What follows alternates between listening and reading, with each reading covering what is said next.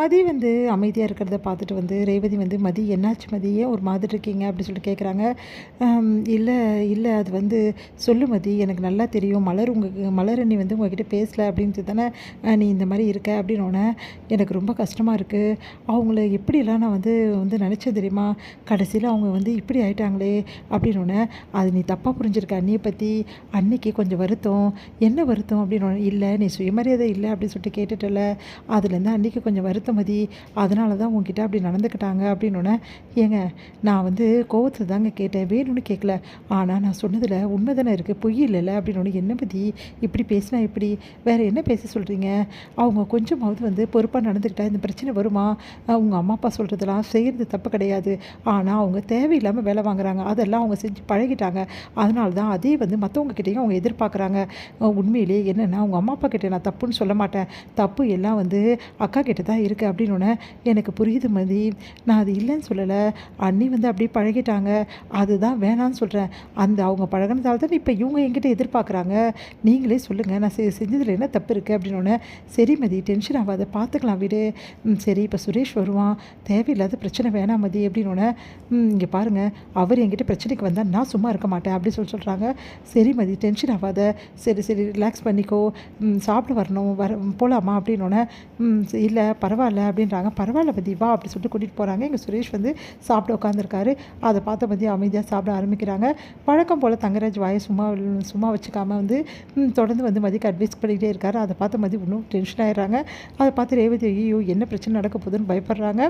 இந்த சூழ்நிலையில் இங்கே என்ன பண்ணுறாங்க, மதிக்கிட்ட வந்து தங்கராஜ் வந்து சொல்கிறாரு, இந்த மாதிரி வந்து கொஞ்சம் அனுசரணையை பார்த்து போமா, இப்படியே இருந்தால் எப்படி அப்படின்ற மாதிரி சொல்கிறாரு. அதை கேட்ட வந்து மதி வந்து, "இங்கே பாருங்கள், எல்லா அட்வைஸும் உங்கள் மச்சானுக்கு கொடுங்க, தேவையில்லாமல் வந்து எனக்கு அட்வைஸ் கொடுக்கணுன்ற அவசியம் கிடையாது." அப்படின்னு சொல்லிட்டு போகிறாங்க.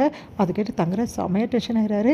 உடனே இதையெல்லாம் பார்த்து வந்து செம்ம கடுப்பாவாருன்னு பார்த்தா அமைதியாக இருக்கார் நம்ம வந்து சுரேஷை பார்த்துட்டு, "என்ன இவன் நம்மளை அவள் இப்படி பேசிட்டு போகிறா, இவன் அமைதியாக உட்காந்துட்ருக்கான்." அப்படின்னு சொல்லிட்டு, "என்ன சுரேஷ் இவ்வளோ பேசுகிறா மதி, நீ எதுவுமே கேட்காம அமைதியாக இருக்காருன்னொன்னே உடனே பார்க்குறாரு, "என்ன பயந்துட்டியா நீ?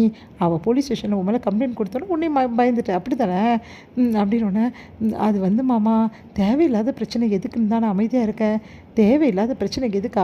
அவள் பார்த்தல, நான் சொல்கிற அட்வைஸை ஏதாவது மதிச்சாளா? அவளை பற்றி தெரியுமே மாமா, அவள் தான் எதையும் மதிக்காமல் தான் போலீஸ் ஸ்டேஷனில் கூட கம்ப்ளைண்ட் கொடுத்துருக்கா. அவகிட்ட இப்போ எதுவும் பேச வேணாம் மாமா, எதுவாக இருந்தாலும் பார்த்துக்கலாம் மாமா." அப்படி சொல்லிட்டு போகிறாங்க. அதை கேட்டுட்டு, "என்ன இவன் இப்படி மாறிட்டா, ஒரே நாளில் இந்த மாதிரி மாறிட்டானே, இதை இப்படியே விடக்கூடாது." அப்படி சொல்லிட்டு யோசிக்கிறார் தங்கராஜ். தங்கராஜ் வந்து கோவமாக வந்து பெட்ரூமுக்கு வரதை பார்த்து ரேவதி வந்து, "என்னங்க என்ன ஆச்சு?" அப்படின்னோடனே, "நான் செம்ம கோவத்தில் இருக்கேன். மதி மேலே தானே, மதி மேலே கூட எனக்கு அவ்வளோ கோவம் கிடையாது. ஏன்னா மதியை பற்றி தான் எனக்கு தெரியுமே, எல்லாம் இந்த சுரேஷை பற்றி தான். சுரேஷ் ஒரே நாளில் இப்படி மாறிட்டானே, என்னங்க பண்ணா? என்ன பண்ணானா? மதி என்ன மதிக்காமல் நடந்துக்கிறா, ஆனால் சுரேஷை தத்தி கேட்கவே மாட்டேங்கிறான், அமைதியாக இருக்கான். ஏங்க அவன் பண்ணது கரெக்டு தாங்க. என்ன கரெக்டு? இப்போ தானங்க இவ்வளோ பெரிய பிரச்சனை முடிஞ்சிருக்கு, மறுபடியும் மதிக்கும் சுரேஷும் சண்டை வந்தால் பெரிய பிரச்சனை ஆகிடுங்க. அதுக்கப்புறம் நம்ம வீட்டுக்கு கூட்டின்னு வந்ததே அவங்கள நல்லபடி பேசி அனுப்பதானே, இப்போ பிரச்சனை வந்தால் நீங்கள் எப்படிங்க சமாளிப்பீங்க?" அப்படின்னோடனே, "இங்கே பார் ரேவதி, 1000 தான் இருந்தாலும் சுரேஷ் கொஞ்சம் பேசியிருக்கணும் மதிக்கிட்ட. ஏங்க வேணாங்க, ஏற்கனவே பிரச்சனையாக இருக்குல்ல." அப்படின்னா அப்படியே பார்த்து முறைக்கிறாரு.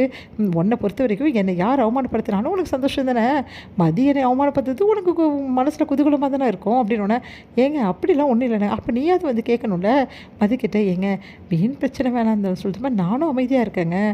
அப்படியே பார்த்து மறைக்கிறாரு. இந்த மதி திருந்தவே மாட்டாளா அப்படின்னு.